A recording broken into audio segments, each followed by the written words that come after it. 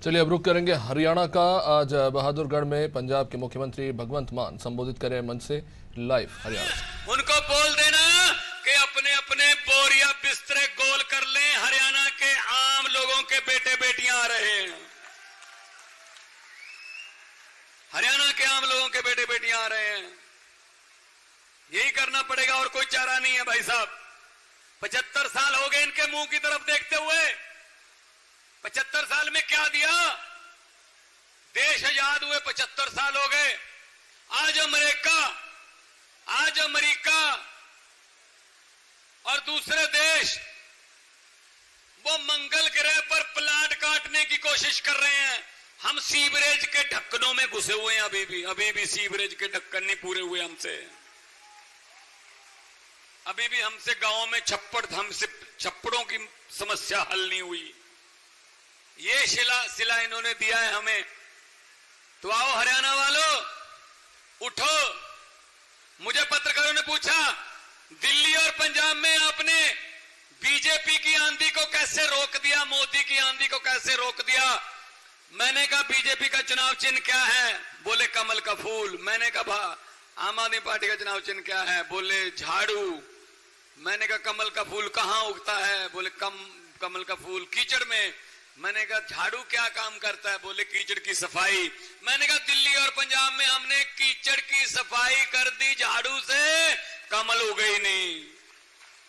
यही काम करो, यही काम करना पड़ेगा आपको भी। हमारा तो चुनाव चिन्ह इतना अच्छा है कि किसी को बताने की जरूरत नहीं पड़ती। खासतौर पे माओ बहनों को तो, महिलाओं को तो चुनाव चिन्ह बताने की जरूरत ही नहीं है। ये तो सुबह सुबह 5 बजे अंधेरे में भी ढूंढ लेती हैं घर में कि कहां पड़ा है झाड़ू। ये तो सुबह सुबह भी ढूंढ लेती हैं।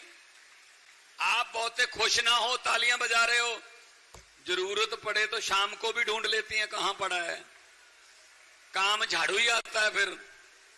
समझ गए ना? करता सफाई है, दिन में घर की, शाम को दिमाग की। करता सफाई है वो। इस झाड़ू से पहले हम सिर्फ दुकान या मकान साफ करते थे। अब अरविंद केजरीवाल की अगुवाई में इस झाड़ू से पूरा हिंदुस्तान साफ किया जाएगा भाई साहब। पूरा हिंदुस्तान साफ किया जाएगा।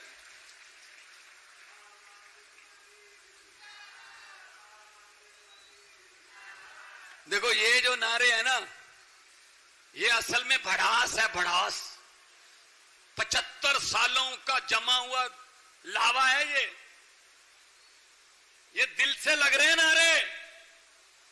खुशी होती है जब नारे लग रहे हैं आम आदमी पार्टी, तो सर भी ऊंचा है, हाथ भी ऊंचा है। वरना मोदी को अपनी रैली में दिहाड़ी पर लेके जाने पड़ते हैं ये कहने के लिए मोदी मोदी मोदी। भाई साहब दिहाड़ी वाले वोट नहीं डालते, वो कहते हैं पैसे दो काम करो, चलो शाबाश।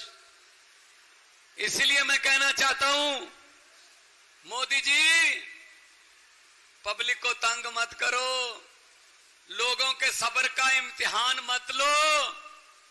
नौकरियां आप दे नहीं रहे, बेरोजगारी फैल गई है पूरे देश में, महंगाई फैल गई है, 1000 रुपए सिलेंडर महंगा कर दिया है, बेरोजगारी फैल गई, महंगाई हो गई। बांग्लादेश में परसों क्या हुआ है मोदी जी, जरा देख के रहना क्या हुआ। जब जनता जागती है ना भाई साहब, फिर प्रधानमंत्री के घर की बत्तखें और मुर्गियां भी ले जाती है जब जनता जागती है।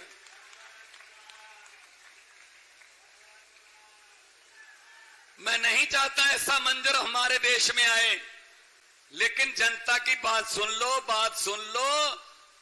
वहां भी ऐसे ही कर रही थी वो शेख हसीना। पिछले 15 साल से प्रधानमंत्री बन रही थी। कैसे बन रही थी? विपक्ष के नेताओं को जेल में डालकर, जैसे केजरीवाल को डाला हुआ है, जैसे हेमंत सोरेन को डाला था, जैसे और नेताओं को डाल रहे हैं। ईडी आ जाएगी है, वो ऐसी करती थी। अब उसको मिलके तो आ जाओ।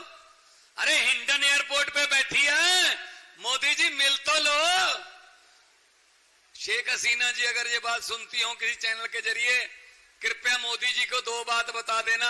या तो ये बता देना कि भागना कैसे है, या ये बता देना कि भागने वाले काम मत करो, भागने की जरूरत ना पड़े, लोगों की आवाज कैसे सुननी है, या ये बता देना बस।